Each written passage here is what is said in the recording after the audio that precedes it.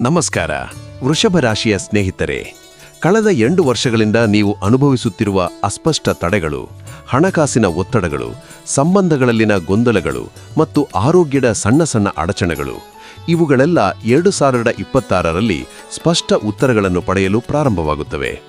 ಈ ಭವಿಷ್ಯವಾಣಿ ನಿಮಗೆ ಪ್ರಾಯೋಗಿಕ ಸಲಹೆಗಳು, ತಕ್ಷಣ ಕೈಗೊಳ್ಳಬಹುದಾದ ಕ್ರಮಗಳು ಮತ್ತು ಮನೋಭಾವದ ತಂತ್ರಗಳನ್ನು ನೀಡುತ್ತದೆ. ಶಾಂತವಾಗಿ ಕುಳಿತು ನಿಮ್ಮ ಹೃದಯದ ಮಾತುಗಳನ್ನು ಕೇಳಿ. 2026ರ ಪ್ರಮುಖ ತಂತ್ರ ಸ್ಥಿರತೆ ಮತ್ತು ಸ್ವಯಂ ಮೌಲ್ಯ ಪುನರ್ಸ್ಥಾಪನೆ.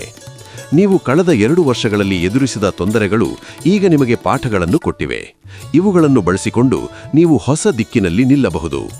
ನಿಧಾನವಾದ ಆದರೆ ದೃಢವಾದ ಬೆಳವಣಿಗೆ ಈ ವರ್ಷ ನಿಮ್ಮ ಪಾಲಾಗುತ್ತದೆ.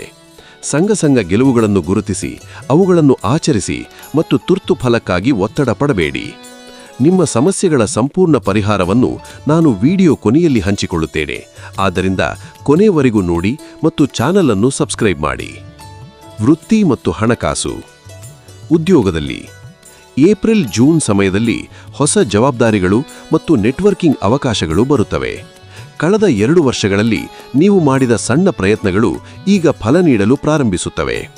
ಆದರೆ ದೊಡ್ಡ ಒಪ್ಪಂದಗಳನ್ನು ತಕ್ಷಣ ಸಹಿ ಮಾಡಬೇಡಿ. ಮೊದಲಿಗೆ ಸಣ್ಣ ಮಟ್ಟದ ಪೈಲಟ್ ಮಾಡಿ.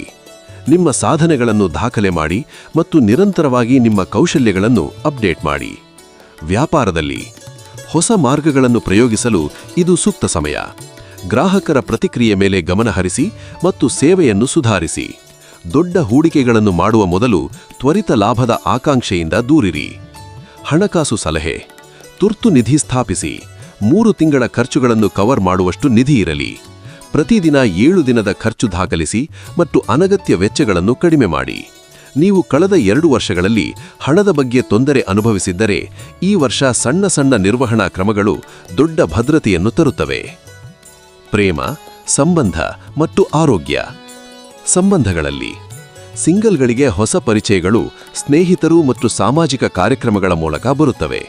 ಕಳೆದ 2 ವರ್ಷಗಳಲ್ಲಿ ನೀವು ಕಂಡುಬಂದ ಭರವಸೆ ಅಭಾವದ ಅನುಭವಗಳು ಈಗ ನಿಮಗೆ ಹೆಚ್ಚು ಜಾಗೃತಿ ತರಲಿವೆ. ಹೊಸ ಸಂಬಂಧಗಳನ್ನು ತ್ವರಿತವಾಗಿ ಗಟ್ಟಿಗೊಳಿಸಬೇಡಿ. ಜೋಡಿ ಇರುವವರು ಸಂವಹನಕ್ಕೆ ಹೆಚ್ಚಿನ ಪ್ರಾಮುಖ್ಯತೆ ನೀಡಿ. ಚಿಕ್ಕ ವಿಷಯಗಳ ವೇಳೆ ಅಹಂಕಾರದಿಂದ ಮಾತಾಡಬೇಡಿ. ಬದಲಾಗಿ ಶಾಂತವಾಗಿ ಕೇಳಿ ಮತ್ತು ನಿಮ್ಮ ಭಾವನೆಗಳನ್ನು ಸ್ಪಷ್ಟವಾಗಿ ಹಂಚಿಕೊಳ್ಳಿ. ಕುಟುಂಬದಲ್ಲಿ ಕುಟುಂಬದ ಒತ್ತಡಗಳು ಕೆಲವೊಮ್ಮೆ ಹೆಚ್ಚಾಗಬಹುದು, ಆದರೆ ನಿಮ್ಮ ಸಹಾನುಭೂತಿ ಮತ್ತು ಸ್ಪಷ್ಟ ಸಂವಹನದಿಂದ ಅವುಗಳನ್ನು ಸರಿಹೊಂದಿಸಬಹುದು. ಶಾರೀರಿಕ ಮತ್ತು ಮಾನಸಿಕ ಆರೋಗ್ಯ. ಕಳೆದ 2 ವರ್ಷಗಳಲ್ಲಿ ನೀವು ಅನುಭವಿಸಿದ ನಿದ್ರೆ ಸಮಸ್ಯೆ, ಒತ್ತಡ ಅಥವಾ ದಣಿವಿನ ಬಗ್ಗೆ ಗಮನ ಕೊಡಿ. ಪ್ರತಿದಿನ 20ರಿಂದ 30 ನಿಮಿಷ ನಡೆಗೆ ಅಥವಾ ಯೋಗ ಮಾಡಿ. ಪ್ರಾಣಾಯಾಮ ಮತ್ತು 10 ನಿಮಿಷ ಧ್ಯಾನವು ಮನೋಶಾಂತಿಗೆ ಸಹಾಯ ಮಾಡುತ್ತದೆ. ತೀವ್ರ ಲಕ್ಷಣಗಳು ಕಂಡರೆ ವೈದ್ಯರನ್ನು ಸಂಪರ್ಕಿಸಿ. ಕೆಲವು ಸಾಲುಗಳಲ್ಲಿ ಕೆಳಗಿನ ತಿಂಗಳವಾರು ವಿವರಣೆಗಳು 2026ರ ವೃಷಭ ರಾಶಿಗೆ ಪ್ರಾಯೋಗಿಕ, ಸಂಬಂಧಿಸಬಹುದಾದ ಮತ್ತು ತಕ್ಷಣ ಅನುಸರಿಸಬಹುದಾದ ಸಲಹೆಗಳನ್ನು ನೀಡುತ್ತವೆ. ಪ್ರತಿ ತಿಂಗಳಿಗೆ 2ರಿಂದ 3 ಕ್ರಮಗಳು ಮತ್ತು ಎಚ್ಚರಿಕೆಗಳನ್ನು ಸೇರಿಸಲಾಗಿದೆ. ತಿಂಗಳವಾರು ವಿವರಣೆಗಳು. ಈ ವರ್ಷ ಗ್ರಹಚಲನೆಗಳು ನಿಮ್ಮ ಸ್ಥಿರತೆ ಮತ್ತು ಸ್ವಯಂ ಮೌಲ್ಯ ಪುನರ್ಸ್ಥಾಪನೆಗೆ ಸಹಾಯ ಮಾಡುತ್ತವೆ. ಆದರೂ ಕೆಲವು ತಿಂಗಳುಗಳಲ್ಲಿ ವೃತ್ತಿ ಮತ್ತು ಹಣಕಾಸು ಸಂಬಂಧಿ ಅವಕಾಶಗಳು ತಕ್ಷಣ ಬದಲಾವಣೆಗಳಿಗಿಂತ ನಿಧಾನವಾಗಿ ಬಲಗೊಳ್ಳುತ್ತವೆ. ಜನವರಿ. ಹೊಸ ಯೋಜನೆಗಳಿಗೆ ಸಣ್ಣ ಪ್ರಯತ್ನ, ದೊಡ್ಡ ನಿರ್ಧಾರ ತಾಳ್ಮೆಯಿಂದ. ಕ್ರಿಯೆ. ಒಂದು ಹೊಸ ಐಡಿಯಾವನ್ನು 2 ವಾರದ ಪೈಲಟ್ ಗಾಡಿ ಪ್ರಾರಂಭಿಸಿ. ಫಲಾನುಭವವನ್ನು ದಾಖಲಿಸಿ. ಎಚ್ಚರಿಕೆ.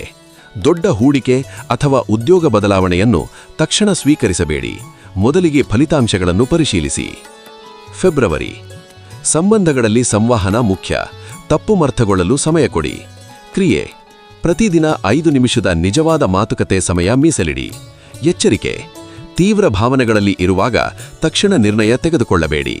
1 ದಿನದ ವಿರಾಮದಿಂದ ಸ್ಪಷ್ಟತೆ ಬರುತ್ತದೆ. ಮಾರ್ಚ್.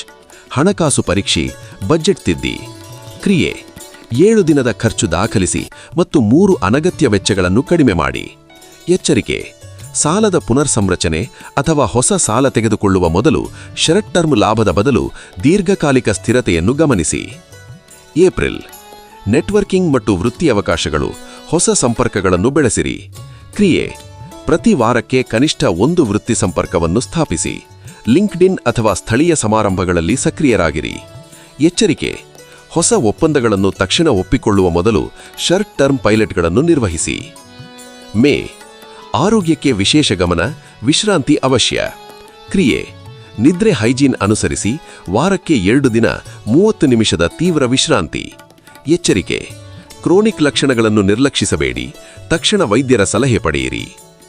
ಜೂನ್, ವೃತ್ತಿಯಲ್ಲಿ ನಿರ್ಧಾರಾತ್ಮಕ ಚಟುವಟಿಕೆಗಳು, ಯೋಜನೆಗಳನ್ನು ಅನುಷ್ಠಾನಕ್ಕೆ ತರುವುದು. ಕ್ರಿಯೆ, ದೊಡ್ಡ ಯೋಜನೆಗಳ ಪೈಲಟ್ಗಳನ್ನು ವಿಸ್ತರಿಸಿ ಟೀಮ್ನೊಂದಿಗೆ ಸ್ಪಷ್ಟ ಗುರಿಗಳನ್ನು ಹಂಚಿಕೊಳ್ಳಿ. ಎಚ್ಚರಿಕೆ, ಸಮಯ ನಿರ್ವಹಣೆಗೆ ವಿಶೇಷ ಗಮನ, ಒತ್ತಡದಿಂದ ತ್ವರಿತ ನಿರ್ಧಾರ ತಪ್ಪಿಸಿಕೊಳ್ಳಿ. ಜುಲೈ, ಕುಟುಂಬದ ವಿಚಾರಗಳಲ್ಲಿ ಸಮನ್ವಯ, ಸಂವಹನದಿಂದ ಸಮಸ್ಯೆಗಳನ್ನು ಪರಿಹರಿಸಿ. ಕ್ರಿಯೆ, ವಾರಕ್ಕೆ 1 ಕುಟುಂಬ ಸಭೆ, ಚಿಕ್ಕ ವಿಷಯಗಳನ್ನು ಮುಂಜಾಗೃತವಾಗಿ ಚರ್ಚಿಸಿ. ಎಚ್ಚರಿಕೆ, ಆರ್ಥಿಕ ಚರ್ಚೆಗಳನ್ನು ಭಾವನಾತ್ಮಕ ಸಮಯದಲ್ಲಿ ನಡೆಸಬೇಡಿ.